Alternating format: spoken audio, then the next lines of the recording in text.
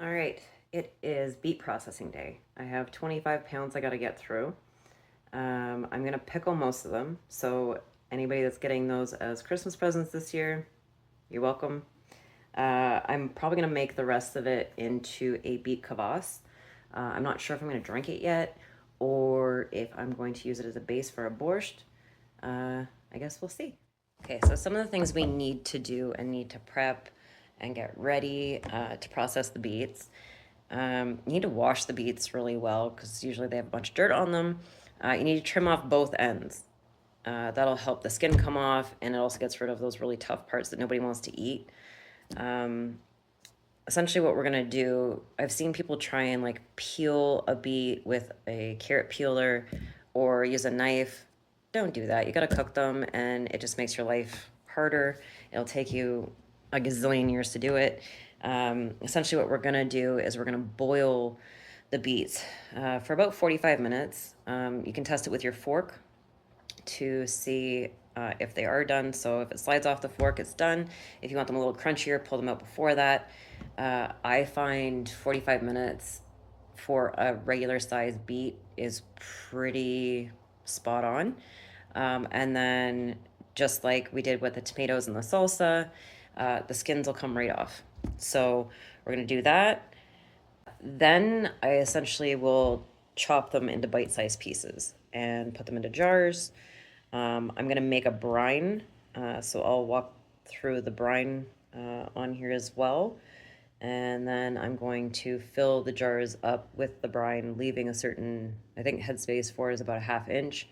And then I'm gonna process it in the hot water bath. After they're done in the canner, we're gonna pull them out, let them sit on the counter for about 12 to 24 hours undisturbed. We want them to cool down, and then we'll take the rings off and wipe down if there's anything on them. Label them. I like to put the expiry date, as I mentioned in the last video. Beets generally last for about 18 months if they're stored correctly, and correctly I mean usually between, sorry, with cooking I tend to work in Fahrenheit. I know that's a really weird thing to do as a Canadian, but anywhere between 60 and 75 is ideal for the temperature you want. If you can get colder than that, that's great too, but I'd say like room temperature is perfect. You just want to make sure that it's dark.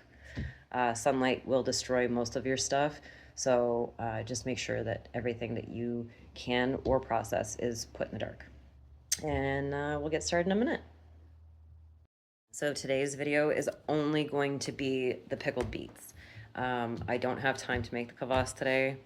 I'm just too busy. So that'll be a different video for a different day. And then I guess if you want to watch that one, you can watch it. So I've separated the beets into two different sizes. These ones are more of your average size of beet that you're gonna get.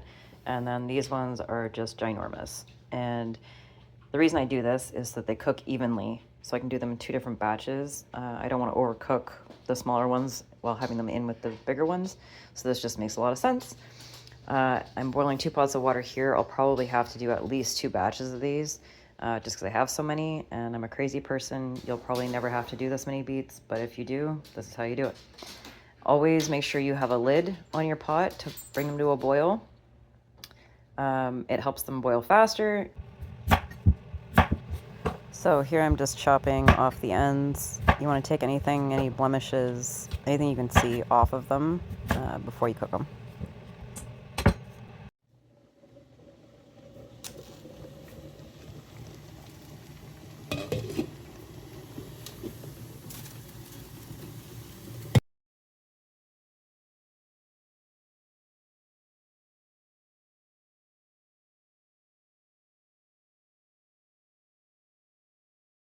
Okay, so when I mean fall off the fork, this is kind of what I mean. Lift it up and it falls off. It's still firm, but they slide off. That's kind of what we're looking for.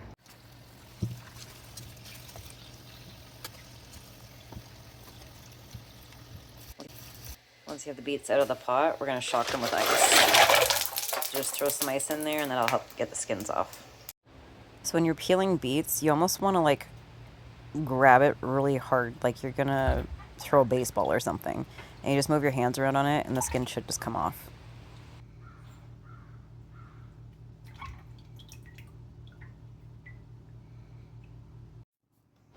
So this is what we've got to work with. Now I just got to chop them up into bite-sized pieces.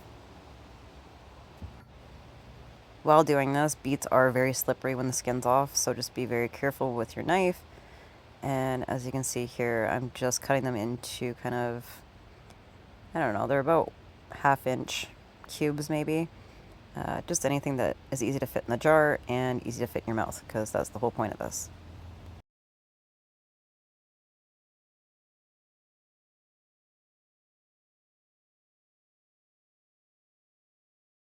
I've got everything ready for my brine. I've got almost 4 cups of sugar. I don't really like it that sweet.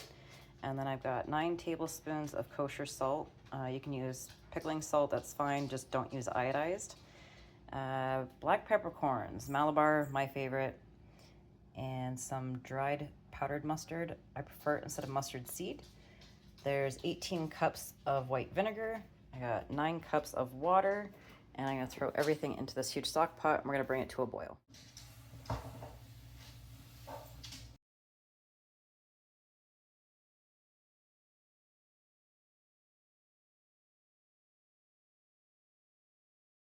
Once it's come to a bit of a simmer, I like to add the dried mustard powder. I just find if you cook it too much, it loses its flavor and also makes the brine kind of murky, which doesn't really matter for beets, but it's just something I do. And I'm keeping my jars hot in the oven.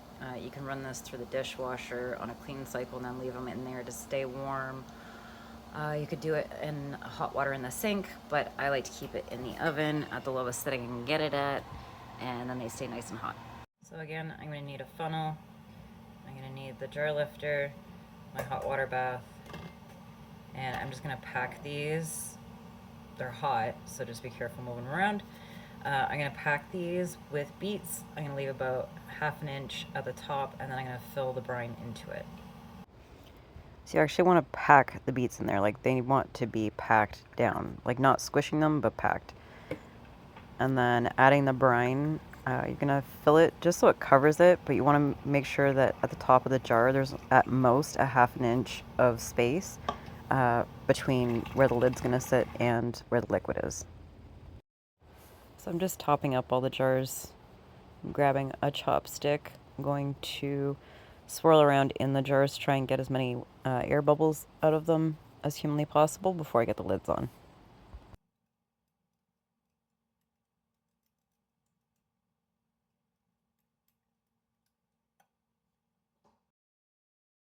Using a clean paper towel with a little bit of vinegar on it, it usually helps to clean up any of that stuff. Like with the brine, there is sugar in it, so you don't want sugar sitting on the top because then your lids won't seal properly.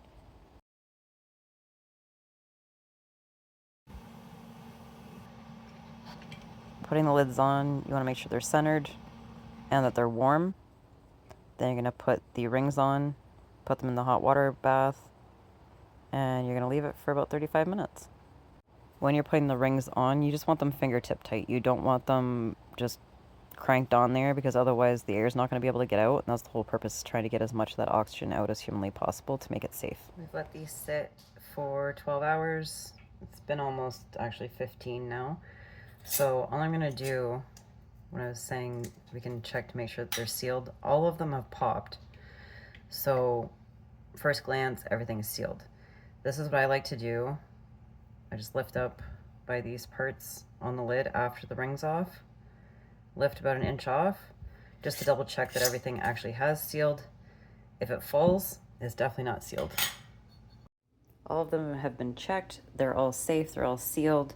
I have written what they are and their expiry on them, and now all we have left to do is move them to somewhere dark and cool. I ended up getting 12 quarts and 4 pints from that 25 pounds, so I think I'll be okay for beets for a little bit.